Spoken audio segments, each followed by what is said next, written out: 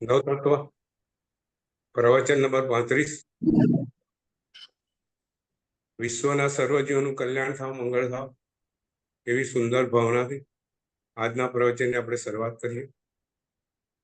મંગલમ ભગવાન વીરો, મંગલમ ગૌતમ પ્રભુ, મંગલમ સ્થોલભદ્રાધ્યાય, જૈન ધર્મ સુમંગલમ. શિવમસ્તુ જગત પરહિત નિરતા ભવન્તુ ભૂતગણા, દોષા પ્રયાન્તુ નાશમ, સર્વત્ર સુખી ભવતુ લોકઃ, સર્વત્ર સુખી ભવતુ. વિશ્વના સર્વજીવોનું કલ્યાણ થાવ, મંગળ થાવ એ સુંદર ભાવના આજના પ્રવચન આપણે શરૂઆત કરશું. એક સુંદર કથાનક છે. વર્ષો પહેલા જયારે ભણતા હતા સ્કૂલની અંદર, ત્યારે ગુજરાતી પાઠ્યપુસ્તકમાં એક વાર્તા રૂપે આવેલું ખૂબ સુંદર કથાનક છે. મિસર દેશના એક રાજા હતા. નગરીના રાજા ભારે જહો જલાલી, મોટું રાજ્ય, ખૂબ સંપત્તિ, પણ રાજાના મનની અંદર લોભ એવો ને એવો. મનમાં એવું થાય કે આ મારો મહેલ છે આખો સોનાનો થઈ જાય, ચારે બાજુ સોનાની દિવાલ હોય, સોનું સોનું સોનું, એના મનની અંદર સોનાની એક એના રડ લાગી ગયેલી. પણ આટલું તો સોનું લાવવું કેવી રીતે કે આખો મહેલ સોનાનો થઈ જાય. રાજા બહુ વિચાર કરે છે અને છેવટે એ તપ ચાલુ કરે છે ભગવાનનું. ભગવાનનું બરાબર ધ્યાન ધરે છે, તપ કરે છે. ને તપ કરતા કરતા કરતા એક વખત ભગવાન ખરેખર આ પર ખુશ થઈ જાય છે. ભગવાન કહે છે રાજાને કે તે મારું આટલું તપ કેમ કર્યું, આટલી જહો જલાલી છે, તને શું ખોટ છે? રાજા કહે છે બધી વાત સાચી પ્રભુ, પણ મને સોનાનો બહુ શોખ છે. મારું રાજમહેલ સોનાનો થઈ જાય, મારા રાજમહેલની દિવાલો સોનાની થઈ જાય, લોકોના ઘરો સોનાના થઈ જાય, બધે સોનું સોનું બધે હોવું જોઈએ. મારી પ્રજા બધી સુખી સુખી રહે સોના વડે. પ્રભુ કહે તું વિચાર કર, તને સોનું તો બધું આપી દઉં, પણ સોનાથી સુખ મળે નહીં. રાજા કે મને કઈ ખબર નથી, મને તો મારો રાજમહેલ સોનાનો જોઈએ, મારે બધું સોનાનું જોઈએ. ભગવાન કે સારું, હવે તું જ્યાં જ્યાં હાથ અડકાડી એ બધું તારે સોનાનું થઈ જશે. રાજા ખુશ થઈ ગયો. ભગવાન તથાસ્તુ કહીને આર્ધ ધ્યાન થઈ ગયા. રાજા કીધું ચકાસી લઉં ખરેખર ભગવાન આયા અને મને આ વરદાન આપ્યું છે, સાચું કે ખોટું. પેલું ઉભા થયા ધ્યાનમાંથી અને પોતાના રાજમહેલની દિવાલને હાથ અડકાડ્યો. જેવો દિવાલને હાથ અડકાડ્યો, દિવાલ સોનાની થઈ ગઈ. રાજા ખુશ થઈ ગયો. બીજી દિવાલને હાથ અડકાડ્યો, એ બી સોનાની થઈ ગઈ. દરવાજાને હાથ અડકાડ્યો, દરવાજો સોનાનો. રાજાને ખુશીનો પાર ના રહ્યો. મારો આખો રાજમહેલ હવે સોનાનો થઈ જશે, હું બધે હવે હાથ અડકાડી આવું. એમ કરીને રાજા બધે હાથ અડકાડવા જાય છે. જ્યાં જ્યાં અડકે ત્યાં ત્યાં સોનું. દિવાલને અડકે દિવાલ સોનું, દરવાજાને અડકે દરવાજા સોનું. રાજસભા સોનાની. રાજાને આનંદનો પાર નથી. હવે વખત થયો, રાજાને તરસ લાગી હતી. રાજાએ પોતાના નોકરને બોલાવ્યો. નોકરને કીધું તું મને પાણી આપી જા, મને બહુ તરસ લાગી છે. નોકર પાણી લઈને આવ્યો. રાજાએ જેવો પાણીના જગને હાથ અડકાડ્યો, પાણીનો જગ સોનાનો, અને પાણી પીવા ગયો, પાણીનો હાથ અડક્યો અને પાણી પણ સોનાનું. સોનું તો પીવાય નહીં. રાજા મૂંઝવણમાં પડી ગયો. કે આ શું થઈ ગયું, આ તો પાણી ના જ પાણી સોનાનું, તો હું પીશ શું? મુશ્કેલીમાં પડી ગયો રાજા. કરવું શું એને ખબર પડતી નથી કે સારું કઈ નહીં, હું ખાવાનું મળાવું. નોકરે કીધું કે તું આજે સુંદર ભોજન લઈ આય. નોકર ગયો રાજમહેલના રસોડામાં, સુંદર રાજાનું ભોજન થાળી ભરીને લાવ્યો. રાજા સામે થાળી મૂકી. રાજા જેવો ખાવાને હાથ અટકાડે છે, ખાવાની વસ્તુ સોનાની, શાક સોનાનું, રોટલી સોનાની, મિષ્ટાન સોનાનું, ખાઈશું. સોનું તો ખવાય નહીં, સોનું તો પીવાય નહીં, તો સોનાને કરે શું? રાજાને ભારે મૂંઝવણ થઈ ગઈ કે અમે શું માગી લીધું. રાજાને કઈ ખ્યાલ આવતો નથી. એટલી વારમાં રાજાની દીકરી પિતાને મળવા આવી. પિતા પિતા કરતા પિતા નજીક આવી અને જેવું રાજા એના હાથ ઉપર, એના માથા પર હાથ મૂક્યો, દીકરી સોનાની. રાજાને હવે પોતાની મૂર્ખાઈનો ખ્યાલ આવે છે. પોતે મેં શી મૂર્ખાઈ કરી, મારી દીકરી સોનાની થઈ ગઈ, મારું બધું સોનાનું, હવે હું કરીશ શું? આજે આપણી મુશ્કેલી આવી છે. આપણી સોનાની પાછળની દોટ, સંપત્તિ પાછળની દોટ આપણને બધું ભૂલાઈ દેશે. ન ખાવાનું, ન પીવાનું, ન પરિવાર, અને એની દોટ પાછળ કરતા જીવન આખું વીતી જાય છે. સોના જેવો સમય, અમૂલ્ય સમય પાણીમાં જતો રહે છે, અને જીવન આખું આમ વિચાર પસાર થઈ ગયા પછી મૃત્યુ નજીક આવે છે ત્યારે પસ્તાવા સિવાય કશું આપણા જીવનમાં રહેતું નથી. ભગવાન આ વસ્તુ કહી રહ્યા છે. વાર્તા રાજા ભગવાન પાસે ગયા, વિનંતી કરી કે મારે સોનું જોઈતું નથી. ને ભગવાને રાજાનું ખૂબ નસીબ હશે, એ વરદાન પાછું ખેંચી લીધું. આપણા જીવનમાં ભગવાન કાયમ કહે છે કે તું સંપત્તિ પાછળ દોડીશ નહીં, પરંતુ આપણું મન ક્યાંય માનતું નથી. કોઈ વખત વિચાર આવે કે ભગવાને આપણને સુખી કરવા માટે, ભગવાન પાસે તો બધું વિદ્યા હતી ને, ભગવાને આપણને સુંદર મંત્ર આપી દીધો હોત કે તમે આ મંત્ર ભણી અને લોકોને હાથ અડકાડો તો સોનું થઈ જશે, તમે સુખી થઈ જશો. એવું ભગવાને ક્યાંય એમના પ્રવચનમાં ક્યાંય એવી તો વાત કરી નથી. ભગવાનની દેશનામાં જે ભગવાને આપણને સુખી થવાનો જે માર્ગ બતાવ્યો, એમાં ક્યાંય સોનું બનાવે એવી તો ભગવાને કઈ વાત કરી નથી. સુખી થવું હોય ભગવાને બતાવેલો માર્ગ, 5 મહાવ્રતો, શ્રાવકના 12 વ્રતો, દાનશીલ, તપ અને ભાવ, એ ધર્મ ભગવાને બતાવ્યો છે, જેનાથી જીવ આ ભાવમાં બી સુખી થઈ શકે અને બીજા ભાવમાં પણ સુખી થઈ શકે. નવતત્વની આજે વાત કરતા આજે આપણે પાપ તત્વમાં 4 મહાવ્રતોની ગેરતે વાત કરી હતી. 18 પાપ સ્થાનકની વાત કરીએ છીએ. 4 મહાવ્રતો કયા વાત કરી? તો સૌથી પહેલા આપણે પ્રાણદીપાત, બીજે મૂર્છાવાદ, ત્રીજે અદાતાદાન, ચોથે મૈથુન, અને હવે આજે આપણે 5મું મહાવ્રત પરિગ્રહને સમજવાની વાત. પરિગ્રહ શું છે? અને પરિગ્રહથી શું નુકસાન છે? ભગવાને 5મું મહાવ્રત અપરિગ્રહનું આપેલું છે, અને પરિગ્રહને પાપ સ્થાનક કીધેલું છે. પરિગ્રહ એટલે શું?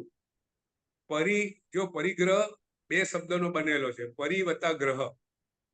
પરી એટલે ચારે બાજુથી, આપણે વર્તુળને પરિઘ કહીએ છીએ. એટલે બિંદુની ચારે બાજુ જે વર્તુળ છે, જે લાઈન છે, જે દોરેલી છે, એને પરિઘ કહેવાય. એટલે ચારે બાજુથી ગ્રહ એટલે ગ્રહણ કરવું. એટલે ચારે બાજુથી ગ્રહણ કરવું એનું નામ પરિગ્રહ. જે વસ્તુ મળે જેને મળે એને ભેગી કરતી જેવી ભેગા કરતા જવું આ પરિગ્રહ. આજે તમે જુઓ આખું જીવન આપણું શેમાં જાય છે? પરિગ્રહમાં જાય છે. પહેલાનું જીવન ને આજના જીવન બહુ મોટો ફરક છે. આજે તમે મોલમાં જાઓ, હજારો લાખો આઈટમો ખરીદવાની હશે, કાયમ નવી નવી આઈટમો વિજ્ઞાન ઉમેરતું જાય છે અને આપણે લેવા પાછળની દોડ વધતી જાય છે.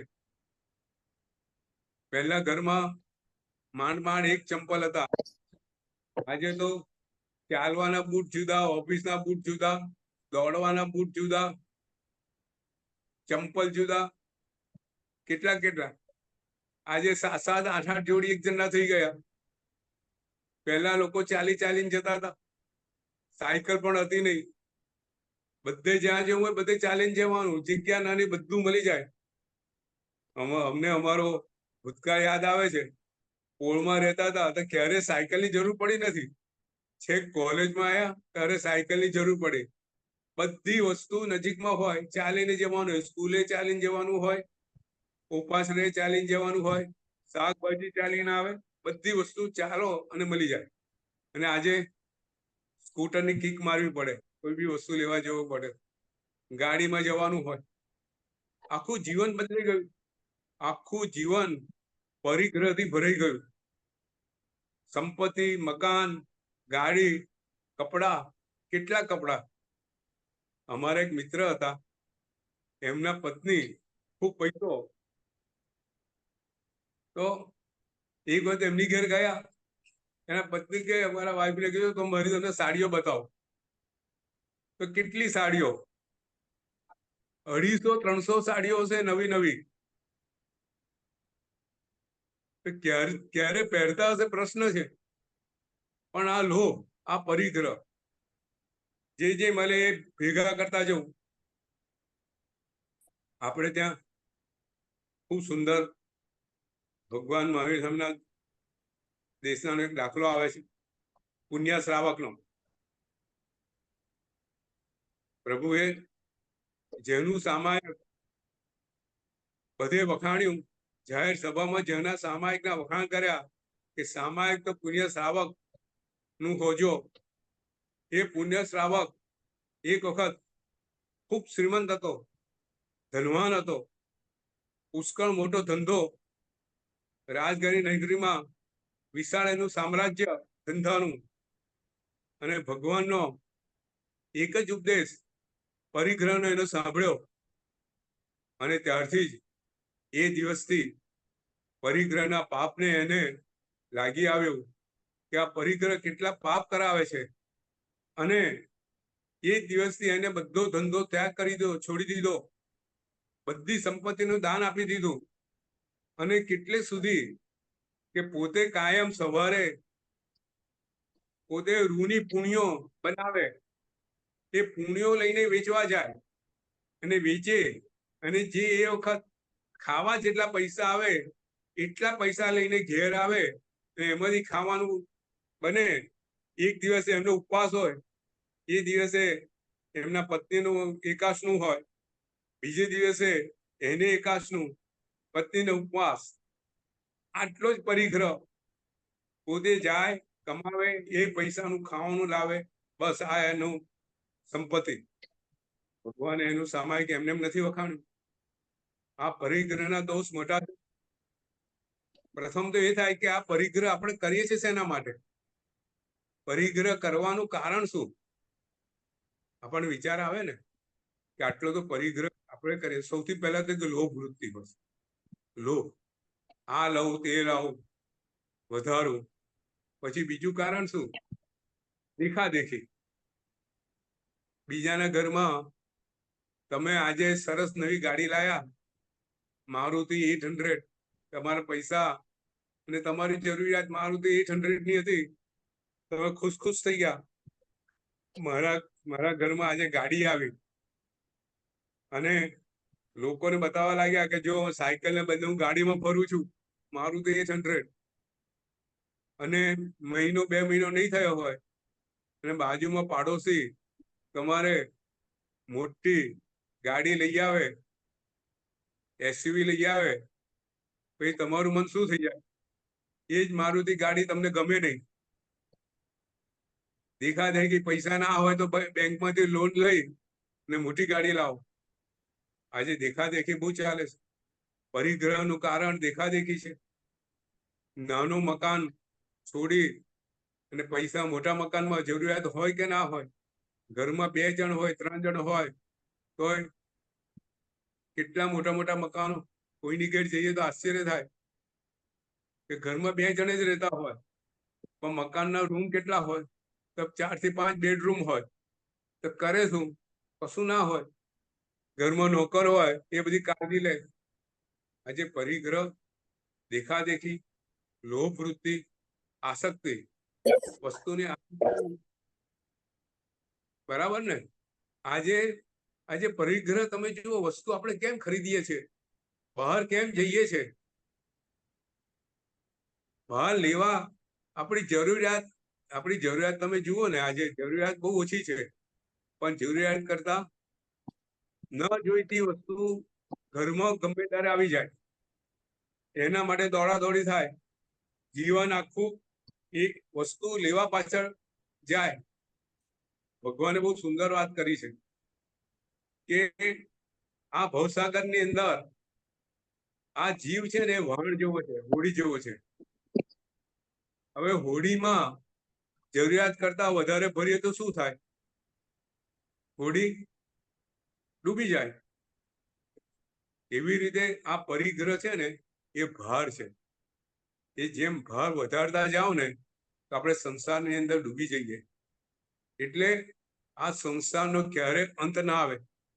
જેમ પરિગ્રહ વધારે, જેમ વસ્તુ વધારે ને, એટલે શું થાય? વસ્તુને સાચવવાની. એક તો વસ્તુ લાવવા માટે પૈસા કમાવા પડે, એના માટે દોડાદોડી કરવી પડે. પછી વસ્તુ આવી જાય તો પછી એને સાચવવી પડે. સાચવવાની ચિંતા. ન સચવાય તો માણસ રાખવો પડે, માણસને પગાર આપવાની ચિંતા. અને એ ચિંતા આખો દિવસ એનું અર્થ ધ્યાન. અને એ ચિંતા કરતા કરતા બીપી થઈ જાય, બરાબર છે, અલ્સર થઈ જાય. આજે કેટલા રોગો આ પરિગ્રહના પાપને કારણે થતા હોય છે. એટલે ભગવાને કીધું છે આ પરિગ્રહ છોડો. જો પરિગ્રહ છે ને, 2 રીતે આપણે ત્યાં લખેલો છે. એક તો જે વસ્તુ બધી લાવીએ, જે સંપત્તિ, એ બધો દ્રવ્ય પરિગ્રહ. અને પરિગ્રહ પાછળ જે મૂર્છા છે, જે આસક્તિ છે, એ ભાવ પરિગ્રહ. એટલે કોઈ વખત સંપત્તિ પુષ્કળ હોય અને મનની અંદર વિતરાગતા હોય. ભરત ચક્રનો દાખલો છે કે ભરત ચક્રવર્તી હતા, પણ એમના મનમાં આસક્તિ પોતાની ઓછી હતી. એટલે તો વખત આવે તો બધું છોડી નીકળી ગયા. આપણે વચ્ચે જનક રાજાની વાત કરેલી કે જનક રાજા હોવા છતાં એમને પોતાની સંપત્તિ, પોતાનું રાજ્ય, એના પર સહેજ બી આસક્તિ હતી નહીં. એટલે પરિગ્રહની પાછળ આસક્તિ એ મુખ્ય પાપનું કારણ છે. એ આસક્તિ તોડવી એ અગત્યનું છે. પરિગ્રહ પછી આગળ વધીએ તો પહેલે પ્રાણી બાદ, બીજે મૂર્છાવાદ, ત્રીજે અદતાદાન, ચોથે મૈથુન, 5મે પરિગ્રહ, 6ઠે ક્રોધ. આજે ક્રોધની વાત કરવી છે. ક્રોધ એટલે શું? ક્રોધ એટલે ગુસ્સો. ક્રોધ એટલે કોપ. કેટલાક શ્રાપ આપે ગુસ્સામાં આવીને, તો શ્રાપ, આ બધું ગુસ્સો, આ બધું ક્રોધ કહેવાય. કોઈ સાથે ગુસ્સાથી વાત કરવું, કોઈ સાથે ગુસ્સાથી ઝઘડી પડવું, આ બધું ક્રોધ છે. જો આપણે ત્યાં ક્રોધ વિશે ઘણું બધું કહેવામાં આવ્યું છે. ક્રોધના નુકસાનો આપણને બધાને ખબર છે. ક્રોધ વિશે આપણી સચ્ચાઈ બી છે કે ક્રોધ એક ઝેર જેવું છે, એ આગ છે. ક્રોધની સરખામણી આપણે ત્યાં આગ સાથે કરવામાં આવી છે. ક્રોધ એ કસાય છે, એ સંસ્કાર રૂપે આવે છે. જો બધાને ક્રોધ એક સરખો આવે છે? કોઈને ક્રોધ તરત આવી જાય ને કોઈ બહુ ક્ષમતાધારી હોય ગમે તેવો પ્રસંગ બને એ ઠંડા કળેજે કામ લે, ગુસ્સે ના થાય. ને જે વ્યક્તિ એવી હોય એ પ્રસંગનું વ્યવસ્થિત પૃથ્થકરણ કરી શકે અને ગમે તેવા ખરા પ્રસંગોમાં એ સારી રીતે એ રહી શકે, મનની સ્વસ્થતા જાળવી શકે. પણ જે ક્રોધી હોય, સહેસે જયારે ગુસ્સો થઈ જતો હોય, એની પાસે કોઈ જલ્દી જાય નહીં, કશું એને કહે નહીં, કારણ કશું કહેવા જાય સાચી વસ્તુ ગુસ્સે થઈ જાય તો પેલા થાય કે આ તો એનું સારું કરવા ગયો ને આ તો મારી સાથે ઝઘડો પડ્યો. એટલે ક્રોધ એ આગ જેવું છે. આપણે ત્યાં ક્રોધને આગની ઉપમા આપેલી છે. શું છે? આગ ઉઠે જે ઘર થકી તે પહેલું ઘર બાળે, જળનો જોગ નવી મળે તો બીજાનું પ્રજાળે. એટલે ક્રોધ જે કરે એને તો પોતાનું શરીર, પોતાનું તો બળે છે જ, પોતાનું ઘર તો બાળે છે. પણ જો સામેવાળા નહીં, સામેવાળો બી જો ક્રોધી હોય તો એ બી સળગી ઉઠે અને બંને જણ સળગે તો શું થાય? બંને જણને નુકસાન થાય, ઝઘડો થઈ જાય. કોઈ વાર આપણે ત્યાં દાખલા એવા આવે છે, હમણાં જ પેપરમાં વાંચવામાં આવ્યું હતું કે માં ને દીકરો, ઘરમાં એકનો એક દીકરો કશું કરે નહીં અને સાંજે ઘેર આવ્યો અને માને કે ચા મૂક. માએ કીધું કોઈ કમાતો છે નહીં અને ચા પીવા માંગે છે, ઘરમાં પૈસા ક્યાં છે? એટલે પેલો છોકરો ગુસ્સે થઈ ગયો. માં કીધું કમાઈને લાવતો તારા માટે ચા મૂકું. તો છોકરો તો એટલો ગુસ્સે થઈ ગયો, ઝઘડો થઈ ગયો અને એમાં ને એમાં છોકરાના હાથમાં ચપ્પુ આવી ગયું અને સીધા માના પેટમાં મારી દીધું અને ત્યાં એની માતાનું મૃત્યુ થઈ ગયું. આ ગુસ્સો છે. ગુસ્સાના પરિણામો બહુ ખરાબ છે.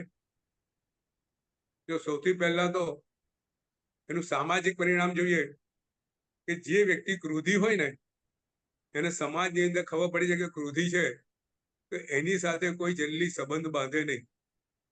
સંબંધ એની સાથે બાંધે નહીં, કોઈ એની સાથે વાત ના કરે.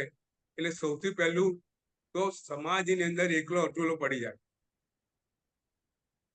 એની સાથે કોઈનો સંબંધ ના રહે, એનું કુટુંબ પરિવાર બધા સમાજમાં એકલા પડી જાય. એટલે એક સમાજની અંદર એને મોટું નુકસાન થાય. બોલવા આવે નહીં, ખબર પડે ક્રોધી છે, ન છૂટકે બોલે. પરિવારની અંદર જો ક્રોધી હોય તો પરિવારનો પ્રેમ ગુમાવે, બરાબર ને? ક્રોધી માણસ હોય તો પરિવારનો પ્રેમ ગુમાવે. પરિવારમાં બી કોઈ એને જલ્દી બોલવા ના જાય નહીં, કોઈ એને સાચી વસ્તુ કહે નહીં. એટલે આજુબાજુ શું સાચું બની રહ્યું છે એ ક્રોધી માણસને જલ્દી ખબર પડે નહીં. પછી પરિવારમાં પ્રસન્ન ના રહે. પરિવારની અંદર જે સુમેલ ભર્યું વાતાવરણ હોય, એ જે ઘરમાં ક્રોધી હોય એના કારણે એ સુમેળ વાતાવરણ નાશ થાય. એ વડીલ હોય તો બહુ મોટું નુકસાન થાય. તો આર્થિક રીતે જો ક્રોધી હોય ને એ ધંધો લઈને બેસે તો ગ્રાહક જલ્દી ખબર પડી જાય કે આ શેઠ તો બહુ ક્રોધી છે, કશું પૂછાય નહીં, કઈ વાત થાય નહીં. શેઠ કે માલ લેવો તો લે, નહીં તો ચાલતો થા. ક્રોધી સ્વભાવ એટલે ગ્રાહક જલ્દી આવે નહીં, એટલે ધંધો એનો ચાલે નહીં. નોકરી કરતો હોય તો બોસને ખબર પડે આ ક્રોધી છે, બોસ એને કશું કહેવા જાય તો એના બોસ સામે ગુસ્સે થઈ જાય. એટલે શું થાય? એને પ્રમોશન ના મળે, એનું જલ્દી એની આગળ વધી ના શકે. એટલે ક્રોધી માણસને બધે નુકસાન થાય. આંતરિક રીતે, શારીરિક રીતે ક્રોધી માણસ જે હોય એને કયા કયા રોગો થાય? આજે ડોક્ટર કહે છે ભાઈ તમે અલ્સર છે એ બધા કારણે, એસિડિટીના કારણ તમારો સ્વભાવ છે. તમારો સ્વભાવ ચીડચીડિયો હોય, ક્રોધી હોય તો અલ્સર થઈ જાય. એ બધું જલ્દી થાય. એટલે ક્રોધ ઘણી રીતે નુકસાનકારક છે અને આપણને બધાને ખબર છે કે ક્રોધ આ નુકસાનકારક છે. જો બધા કસાયોમાં જે હા, કઈ પ્રશ્ન હોય તો પૂછજો.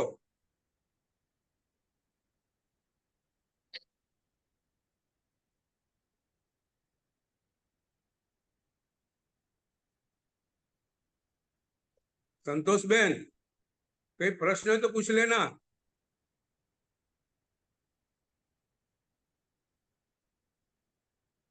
जी गुरुजी, हाँ फरमाइए, आप आगे बोलिए। हाँ जी, हाँ जी।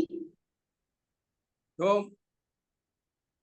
क्रोध આપણને બધાને ખબર છે સંતોષબેન કે ક્રોધ આટલો ખરાબ છે, છતાંય આપણે ક્રોધને રોકી શકતા નથી, બરાબર છે?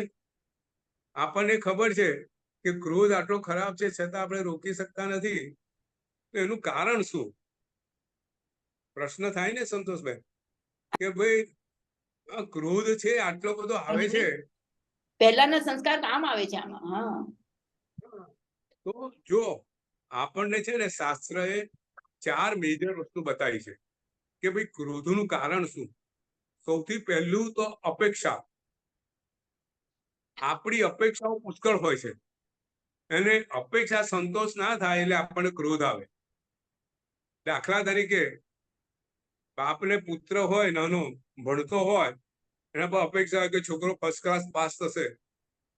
10મા ધોરણમાં ભણે છે છોકરો, થોડો રમતિયાળ છે.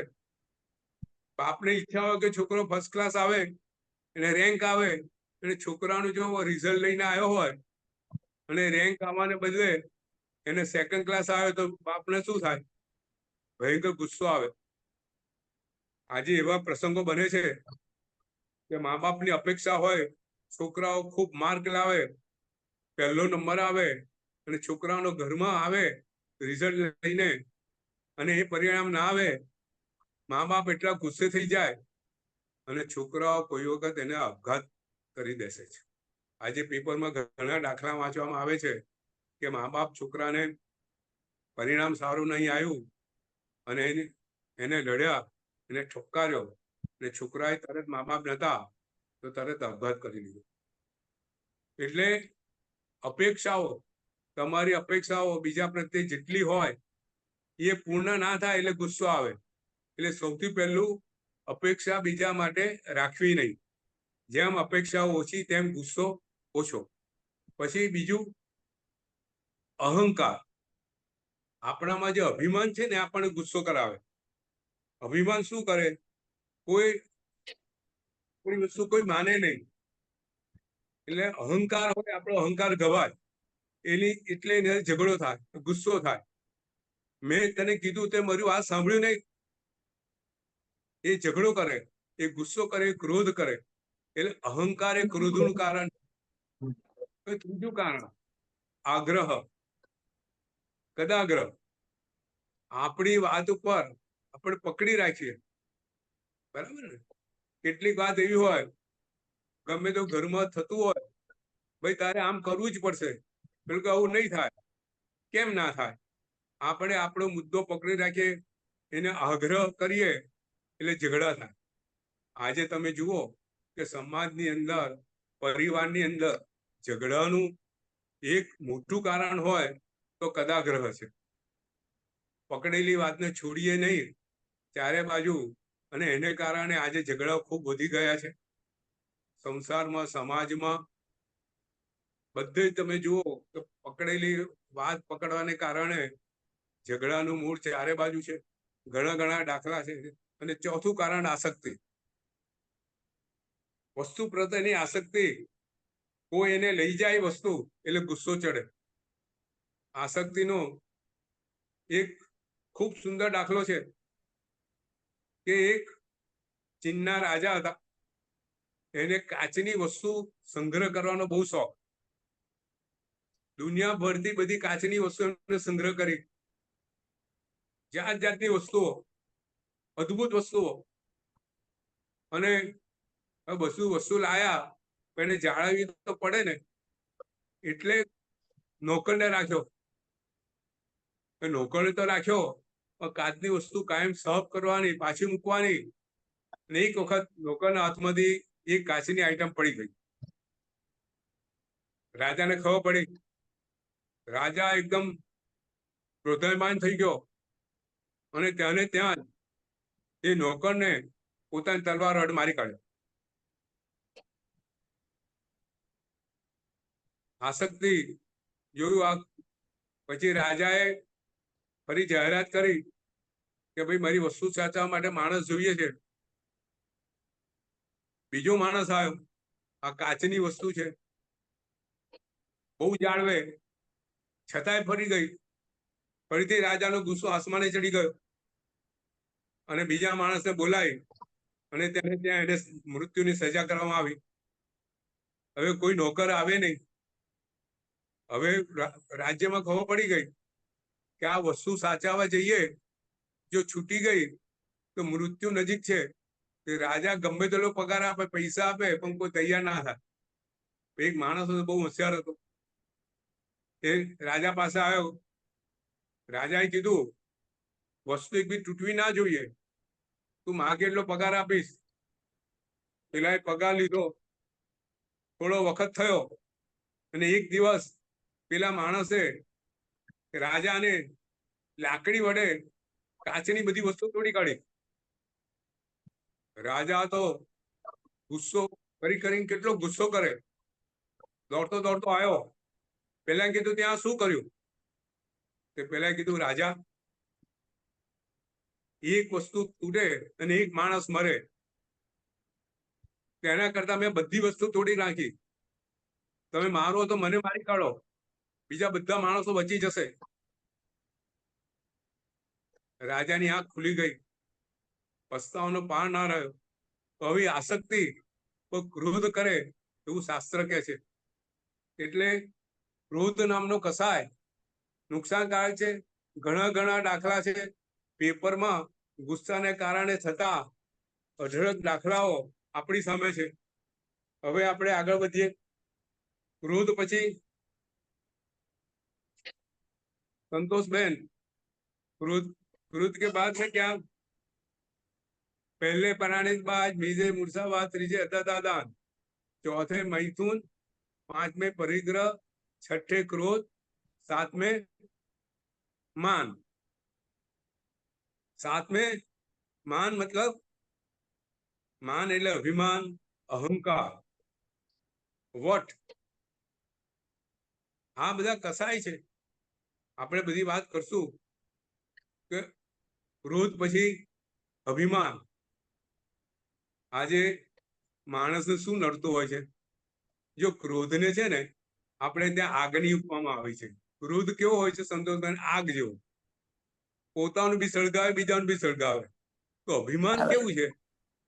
અભિમાન ને દિવાલ. અભિમાન ને શેનું? દિવાલ ઇઝ વોલ. સ્તંભ જેવો. અભિમાન ને કેવું કે ભાઈ આ તો પથ્થર જેવો છે એવું કહીએ ને. બરાબર. એ વોલ એટલે તમે એને ભેદી ના શકો. અભિમાનીને તમે કશું કહી ના શકો. એટલે તો અભિમાન જેને છે, અભિમાનથી શું જતું રહે? જો ક્રોધથી શું થાય? ક્રોધથી શું કયો ભાવ જતો રહે? સમતા ભાવ જતો રહે. બરાબર ને? તો અભિમાનથી કયો ભાવ જતો રહે? વિનય જતો રહે. બરાબર છે? તો અભિમાન, જે અભિમાનને આપણે ત્યાં દિવાલ રૂપે કહેવામાં આવ્યું છે. તો અભિમાન એ દિવાલ છે. એ દિવાલને કારણે જે અભિમાની છે એની પાસે જ્ઞાન આવી શકતું નથી, વિનય ભાવ હોતો નથી. એટલે અભિમાની જલ્દી શીખી ના શકે. એને એવું લાગે મને બધું આવડે છે. બરાબર છે? અભિમાન એટલે હું પણ. આપણે ત્યાં બે સુંદર વસ્તુ કહેવામાં આવે છે કે સંસારની અંદર આપણે ડૂબાવવા વાળી બે વસ્તુ છે, એક હું અને એક મારું. હું એટલે અહંકાર, હું સુંદર. બરાબર? હું કેવો? હું સુંદર, હું જ્ઞાની, હું પૈસા વાળો, હું રૂપાળો, હું સંગીતકાર. આ બધું અભિમાન છે. હું ડોક્ટર, હું રાજા, હું નેતા, હું મંત્રી. આ બધું અભિમાન છે. આ હું પણ એ અભિમાન છે.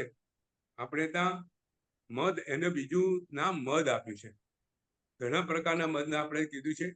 આપણે ત્યાં એક પુસ્તકમાં વાંચેલું કે જે અહંકાર છે ને એ સહસ્ત્રફણા નાગ જેવો છે. કેવા? જે નાગને 1000 માથા હોય ને એમ આ અભિમાન છે ને 1,000 માથા વાળું છે. આપણને ખબર છે કે અભિમાનથી કેટલું નુકસાન થાય. અભિમાન અને ક્રોધ આપણે તો ખૂબ સુંદર એની સમજૂતી આમાં આપી છે. ક્રોધ અને માન વચ્ચે ફરક શું? જો ક્રોધ છે ને, ક્રોધ કેવો હોય? માત્ર થોડાક સમયનો હોય, બરાબર? ક્રોધ લાંબો સમય રહી ના શકે. તો અભિમાન લાંબો સમય સુધી રહી શકે. પછી ક્રોધ માટે જો ક્રોધ ને માટે નિમિત્ત જોઈએ. ક્રોધ એમને ના આવે. સામેવાળો કશું કરે તો જ ક્રોધ આવે. તો અભિમાનને કોઈ નિમિત્ત જોઈએ? અભિમાનને નિમિત્ત ના જોઈએ. તો અભિમાનનો સમય ઓછો, અભિમાન માટે નિમિત્ત બી ના જોઈએ. ચાલો, ક્રોધથી શું થાય? ક્રોધથી પ્રેમ જતો રહે. તો અભિમાનથી જ્ઞાનને નુકસાન થાય. સૌથી મોટું આત્માનું જે સ્વરૂપ છે, સ્વરૂપને નુકસાન કરવા વાળો અહંકાર છે. એટલે બીજા શાસ્ત્રોમાં, અન્ય દર્શનમાં અહંકારને જ મુખ્ય સંસારનું કારણ બતાવવામાં આવ્યો છે. એટલે ક્રોધ અને અહંકાર વચ્ચે બહુ બેઝિક ફરક છે કે ભાઈ ક્રોધ છે ને, હજુ તમે તમારો કોઈ ઉપકારી હોય ને એને તમે એના પર ક્રોધ નહીં કરો. તમારો એના માટે આદર ભાવ હશે તો ક્રોધ ત્યાં રોકાઈ જશે. અભિમાની છે ને, જે ઉપકારી છે એને છોડતો નથી. એટલે અભિમાનનું ક્ષેત્ર વિશાળ છે, સમય લાંબો છે, એનું નુકસાન મોટું છે. ક્રોધ એ આપણને ખબર પડે છે ક્રોધ છે એનું નુકસાન અભિમાન કરતા ઓછું છે. ક્રોધનું નુકસાન આપણને ખબર પડે છે. એટલે ક્રોધ કેવી રીતે છોડવો એના માટે આપણે પ્રયત્નો હોય છે, પણ અભિમાન છોડવાનો પ્રયત્ન હોતો નથી, કારણ કે એનું નુકસાન આપણને ખ્યાલ નથી આવતો. એટલે અભિમાન બહુ નુકસાનકારક છે. અભિમાન સત્તા પર આવ્યા પછી નાના માણસોનું અપમાન, અભિમાન કોઈ રાષ્ટ્ર આખું ગુમાવવું પડે છે. આપણે ત્યાં નંદ રાજાનો બહુ મોટો દાખલો છે. સંતોષબેન, આપણને ખબર હશે કે મગધ દેશના 9મા નંદ રાજા ભદ્રભાવ અને સૂર્યભદ્ર સમયના સકટાળ, જે સકટાળ મંત્રી હતા, એમના રાજા 9મા રાજા નંદ રાજા બહુ અભિમાની, ક્રૂરથી ખરો અને અભિમાની બી ખરો, બહુ તાકાતવાર. મગધ દેશનો રાજા, આખા ભારતના રાજા જેવીની તાકાત. અને ચાણક્ય એના ગુરુ હતા, પણ ચાણક્યની આર્થિક સ્થિતિ બહુ ખરાબ. તો એક દિવસ ચાણક્ય એની રાજસભામાં આવ્યા અને ચાણક્યએ નંદ રાજાને વાત કરી કે મારી આર્થિક સ્થિતિ ખરાબ છે, તમે મને રાખો. અભિમાની એને ચાણક્યનું અપમાન કર્યું. ચાણક્યને અપમાન કરી એને કીધું તું મારી પાસે માગવા વાળો કોણ, તું આવવા વાળો કોણ? ત્યારે ચાણક્યએ એ અપમાન સહન નહીં કરવાથી એને, જે ઇતર શાસ્ત્રોમાં આવે છે, એને માથે જે ચોટલી તેને ગાંઠ વાળી અને કીધું જ્યાં સુધી આ મગધનું પતન નહીં થાય ત્યાં સુધી મારી ગાંઠ છોડીશ નહીં. અને આપણને ખબર છે કે ચાણક્યએ ચંદ્રગુપ્ત મૌર્યને તૈયાર કર્યા અને ચંદ્રગુપ્ત મૌર્યએ આ મગધના નંદ રાજાને હરાવી અને મગધનું રાજ જીતી લીધું. એટલે કે એક અહંકાર, એક અપમાન શું નુકસાન કરે છે. ઘણા દાખલા છે. દુર્યોધનનું મહાભારત, એક દુર્યોધનના અપમાનને કારણે દ્રૌપદી જે બોલી અને દુર્યોધનને જે અહંકાર હતો, જે અભિમાન હતો, એને થયું કે આ દ્રૌપદીનું હું અપમાન નહીં કરું જાહેરમાં ત્યાં સુધી દુર્યોધન નહીં. અને એને કારણે યુધિષ્ઠિરને જુગાર રમવા બોલાવે છે અને યુધિષ્ઠિર હારે છે અને દ્રૌપદીનું જાહેરમાં અપમાન કરે છે દુર્યોધન. મહાભારતનું સર્જન થાય છે. એટલે આ અભિમાન, આ અહંકાર એ આત્માની મલિનતા છે. આત્મા સંસ્કાર, કુસંસ્કાર લઈને આવતો હોય છે. અને અને આ પાપ સ્થાન ઘણા પાપો કરાવે છે, એટલે આ પાપ સ્થાન બી છોડવા જેવું છે. હવે આગળ વધીએ. હવે પછી કયું આવશે પાપ સ્થાન? કસાય, માયા, સંતોષ? માયા, માયા. માયા. માયા, માયા એટલે શું? જો માયા એટલે છળ, માયા એટલે કપટ, બરાબર ને? કોઈ છળ કરીએ, કોઈને કપટ કરીએ, પ્રપંચ કરીએ, કોઈનો વિશ્વાસઘાત કરીએ, આ બધું માયા છે, બરાબર? આપણે ત્યાં માયાની ઉપમા કે છે સાપ જેવી આપવામાં આવી છે. પેલો કાચિંડો રંગ બદલે, એવી રીતે માયાવી માણસો રંગ બદલતા હોય, ખબર ના પડે તમને એમનું સ્વરૂપ, મૂળ સ્વરૂપ ખબર ના પડે એ માયાવી છે. જો માયાથી નુકસાન બહુ થાય. સૌથી પહેલું તો વસ્તુ એવી છે કે માયા એ પાપ છે એવી આપણામાં ગણતરી જ નથી. સંતોષભાઈ, માયા આપણને શું લાગે? ચતુરાઈ લાગે, સારું સારું કામ કરી રહ્યું છું, સારું કરું છું એમ લાગે. આપણને હોશિયારી લાગે. આપણને લાગે કે જો એને કેવો હોશિયારીથી મેં એને ફોટો પાડ્યો, એને ખબર બી ના પડવા દીધી. હા, કૂટનીતિ, આ બધી ચાલો છે. માયા એ બધી કૂટનીતિની ચાલો હોય. કાચિંડો જેમ રંગ બદલે તેમ માયાવી રંગ બદલતો જાય. જેવી પરિસ્થિતિ હોય એનો રંગ બદલે. સામેવાળાનો છેતરે, છેતરપિંડી, આ બધું માયા છે. જો માયા છે ને નુકસાન ભારે કરે. આપણે ત્યાં ઘણા દાખલા છે. રાવણે સીતાને કેવી રીતે છેતરી? પોતે માયાથી સાધુનું રૂપ લઈને આવ્યો, બરાબર ને? એને માયા કરી, સાધુનું રૂપ લીધું, અને સીતાને લક્ષ્મણ રેખા ઓળંગવાનું કીધું. ભીખ માંગવા આવ્યો હતો, અને સીતા ભોળવાઈ ગઈ, છેતરાઈ ગઈ, અને જેવો પગ આગળ મૂક્યો, રાવણ એને ઉઠાઈ લીધું. પરિણામ શું આવ્યું? રાવણે અંતમાં શું ગુમાવ્યું? પોતાનો જાન ગુમાવ્યો, લંકા ગુમાવી, પોતાનું રાજ્ય ગુમાવ્યું. એટલે માયા બહુ મોટું નુકસાન કરે છે. દુર્યોધને પ્રપંચ તો કર્યો યુધિષ્ઠિર સાથે, પ્રપંચ કરી અને જુગાર માટે બોલાવીને એને જુગારમાં હરાયો. પણ છેલ્લે થયું શું? મહાભારત યુદ્ધ થયું, કૌરવ વંશનો નાશ થયો. તો માયા આખું આખા રાજ્ય, પોતાની સંપત્તિ બધાનો નાશ માયા કરી શકે છે. એટલે આપણે ત્યાં માયાને છોડવામાં કીધેલું છે. ભાઈ આગળ માયા પછી લોભ, સંતોષબેન? લોભ, લોભ, લોભ, બરાબર. ચોથો કસાય લોભ છે. જો જેમ જેમ આપણે કસાયમાં આગળ વધતા જઈએ છીએ તેમ તેમ તમે જોજો કે કસાય જે છે ને વધુ ને વધુ આપણી અંદર વધતો જાય. કસાયનું સ્વરૂપ ક્રોધ તો આપણને ખબર પડે, પ્રગટ દેખાય. અભિમાન બી કઈક અંશે દેખાય, અભિમાની જે ખબર પડે. માયાવી કોઈ પકડી જાય, કોઈ લોભી છે ને ખબર ના પડે. આપણને લોભ એ આપણને જીવવાનું કારણ લાગે. લોભ પ્રગતિ લાગે. લોભ શું લાગે? આપણે પ્રગતિ કરીએ છીએ, બરાબર સંતોષબેન? લોભ એટલે તૃષ્ણા, બરાબર છે? લોભ એટલે આસક્તિ, વસ્તુ પરની આસક્તિ આપણે લોભ કરવા પ્રેરે. અને લોભને થોભ હોય. એ આપણે શાસ્ત્રમાં બહુ સુંદર વાત કરી છે કે ભાઈ જે વસ્તુનો છેડો ના હોય એનું નામ લોભ. જે ડોલ હોય એને નીચે તળિયું ના હોય એનું નામ લોભ. એમાં ગમે તેટલું નાખો ને એ ભરાય નહીં.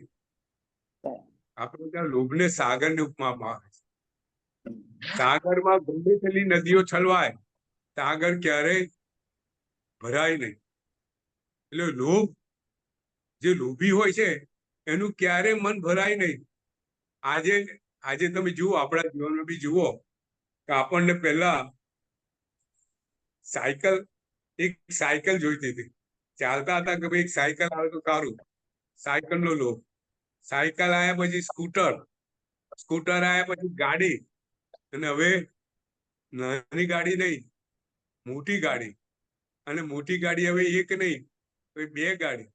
આ બધું લોભ છે, આ બધું આસક્તિ છે. અને આ લોભ વૃત્તિ આ જીવનને બહુ નુકસાન કરવા વાળી છે. આખું જીવન આ લોભમાં જતું રહે છે. જીવનની એક એક વસ્તુઓ સંઘરવામાં પરિગ્રહ લોભનું કારણ છે. આ બધા એકબીજા સંકળાયેલા છે. તો જે લોભી વ્યક્તિ છે ને, એને જે લોભી હોય ને એને નીતિમત્તા ના હોય. સંતોષભાઈ, જે લોભી જી. હોય એ નીતિમત્તા માને નહીં, એને કોઈ નીતિ નિયમ માને નહીં, એને કોઈ વ્યક્તિ માને નહીં. એ લોભ માટે ગમે તે કરવા તૈયાર થાય, ગમે તે સમયે ગમે તે કરવા તૈયાર થાય. આપણે બહુ બહુ સુંદર દાખલો રત્નસ્વામી મહારાજ સાહેબની પુસ્તકમાં આવેલો, આંખ ખોલી નાખે એવો દાખલો છે. લોભી વ્યક્તિ પોતાનું આખું જીવન પૈસા સંપત્તિ ભેગા કરવા માટે દોડે છે, દોડ કરતો હોય છે, પરિવારનો ખ્યાલ રાખતો નથી. અને છેવટે શું થાય છે, આજે બધા પરિવારમાં આ વાત બની રહી છે. રતનસ્વામી મહારાજ સાહેબના જીવનમાં એક આ દાખલો છે કે સાહેબ બેઠા છે, ત્યાં એક વ્યક્તિ પોતે સંઘની આદરમાન વ્યક્તિ છે, એ પોતાની પુત્રીને લઈને આવેલા છે. સાહેબ પાસે બેસે છે. સાહેબ કહે છે, મારે સાહેબ તમારે અંગત વાત કરવી છે, આપ મને સમય આપો. સાહેબ કહે છે, બોલો. એ ભાઈની આંખમાં આંસુ છે. કે છે કે સાહેબ, હા મારી એકની એક દીકરી છે, અને એકની એક દીકરી વિધર્મીને પરણવા તૈયાર થઈ છે. જેના ઘરમાં સંસ્કાર નથી એની સાથે આ મારી એકની એક દીકરી પરણવા તૈયાર થઈ છે. મેં બહુ સમજાય,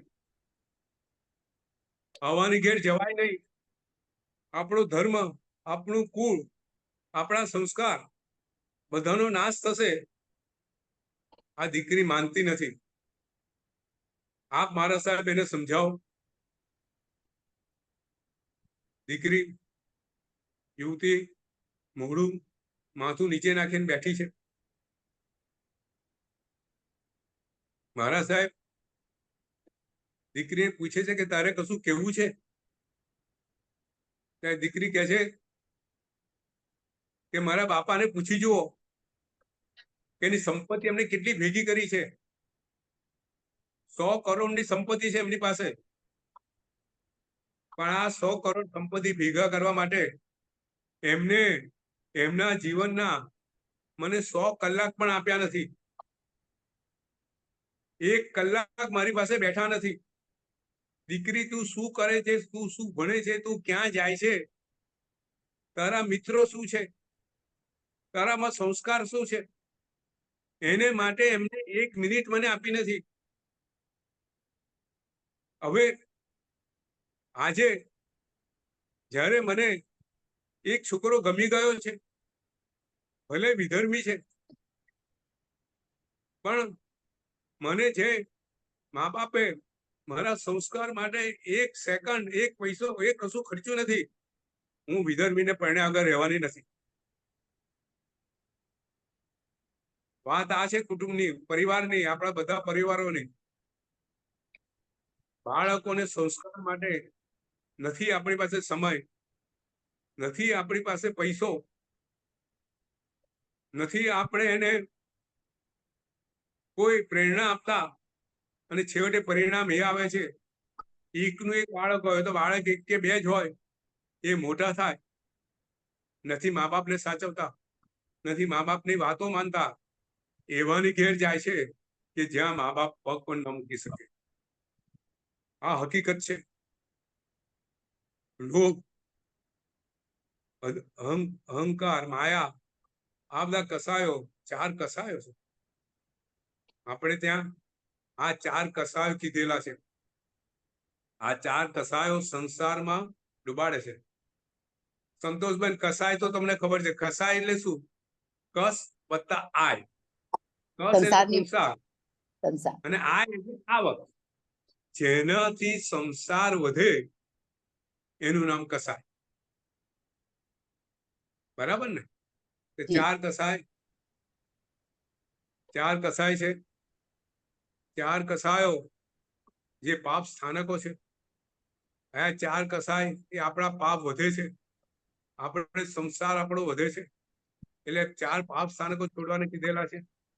ચાર કસાયના 16 પ્રકારો છે, અને એ 16 પ્રકારો કયા કયા છે આપણો આજનો વિષય નથી, પણ એને કર્મની થિયરીમાં આ ચાર કસાયના 16 પ્રકારો અને 16ના બી 4 એવી રીતે 64 પ્રકારો સમજાવવામાં આવેલું છે. આપણે જીવનમાં ચાર કસાયથી કેવી રીતે દૂર રહેવું એ વાત આપણે જાણવી છે, અને એના માટેનો સુંદર ધ્યાનના પ્રયોગો છે. એ આપણે આવતી વખતે, આજે સમય થઈ ગયો છે, બરાબર સંતોષભાઈ? આ જી સમય જી હો જી ગયા જી બોલીએ. તો આવતી વખત આપણે આ ચાર કસાયથી કેમ દૂર રહેવું, ક્રોધથી કેમ દૂર, એક વ્યવહારિક રીતે કેવી રીતે રહેવું, અને સંસ્કાર રૂપે જે આપણામાં સંસ્કાર રૂપે આવેલું છે, સંસ્કારને દૂર કેવી રીતે કરવા, એ આખી ધ્યાનની પદ્ધતિ જે યશવી મહારાજ સાહેબે બતાવેલી છે, કે આપણે આવતી વખતે ધ્યાનની પદ્ધતિ આપણે સમજીશું, અને ચાર કસાય આપણા જીવનમાં કેવી રીતે ઓછા થાય એ વાત આપણે આ વખતે કરશું. ત્યાર પછી આપણે 5 મહાવ્રત અને 4 કસાય એટલે 18 પાપ સ્થાનક, 9 પાપ સ્થાનકો આજે આપણે કવર કર્યા છે. બીજા 9 પાપ સ્થાનકો આવતે લઈશું. એ ઉપરાંત આ ધ્યાનની પદ્ધતિ આપણે સમજીશું, અને જીવનમાંથી 18 પાપ સ્થાનકો દૂર કેમ થાય એની આપણે વાત આગળ કરશું. અને પાપથી જે 82 પ્રકૃતિઓ બંધાવવાની છે એની, અને પ્રશસ્ત પાપ અને અપ્રશસ્ત એ બધી વસ્તુ સમજવાનો એના પછીના પ્રવચનમાં પ્રયત્ન કરશું. બરાબર છે जी સંતોષબેન? जी गुरुजी, हाँ, गुरुजी एक प्रश्न ये, गुरुजी यशो विजय जी महाराज साहब का शिविर हो जब आप बताइएगा। हाँ, यशो यशो विजय विजय जी, जी भक्ति योगाचार्य है ना? हाँ जी हाँ, उनका शिविर कभी लगे तो बताइएगा। हाँ, वो नेक्स्ट टाइम हम वो ध्यान, लेंगे। हाँ ध्यान का हम शिविर, ध्यान का शिविर। जी ध्यान की जो है वो लेंगे, बहुत जी बढ़िया गुरु है। 20 मिनट 30 मिनट आप कर सकते हैं। तो संस्कार में जो ये देखो, ये चार कसाय संस्कार में आते हैं, पूर्व भोग से आते हैं। बराबर है? सबका क्रोध अलग अलग होता है, बराबर है? सबका अभिमान अलग अलग लेवल की होती है, माया अलग अलग लेवल की होती है, लोग भी अलग अलग लेवल के होते हैं। क्यों ऐसा होता है? क्योंकि वो पूर्व भोग के संस्कार में से आते हैं, तो उसको संस्कार में से निकालने का है। आत्मा की जो मलिनता करता है वो वहां से उसको वो जड़ में से निकालने का है। बराबर है? जी तो नेक्स्ट टाइम लेंगे। जी अरे, तो अभी कोई प्रश्न नहीं है तो हम नौका बोल के प्रवचन की समाप्ति करते हैं।